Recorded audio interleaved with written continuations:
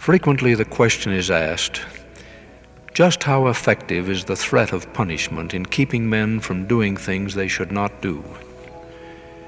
To this we must frankly answer that often the mere threat of punishment does not seem to be very effective, perhaps because so many men apparently are willing to gamble on the chance of avoiding punishment for their errors.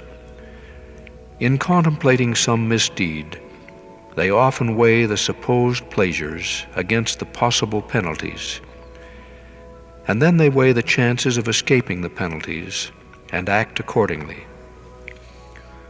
Especially would it seem that punishments which are postponed to a remote hereafter are often not very effective in causing men to give up the error of their ways. Heaven seems so far away, and that which seems to be remote may hold little fear for the present. But quite apart from the mere threat of remote punishment, it would be well to consider the absolute certainty of immediate punishment. Elbert Hubbard is accredited with saying, "Men are punished by their sins, not for them." At least the first part of this statement is profoundly true.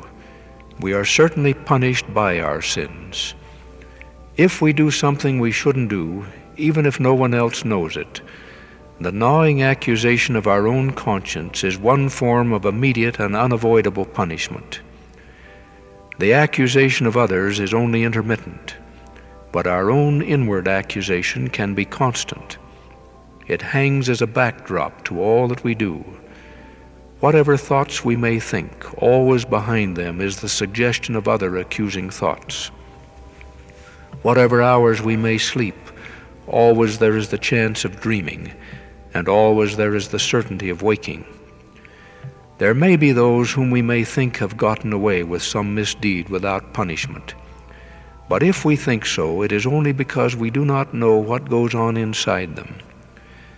There is no misdeed which does not exact its own penalty, whether God or the agencies of men immediately choose to do so or not.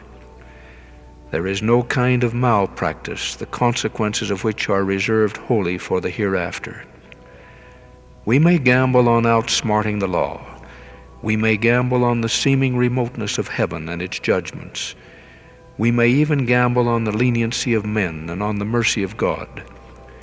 But no man ever won a gamble with his own conscience.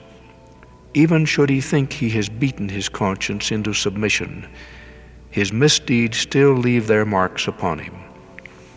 There is nothing more certain in all the world than the certainty that every thought and act of our lives has its effect upon us, for good or ill, whether it is known to others or not. And anyone who gambles against this fact has already lost his gamble.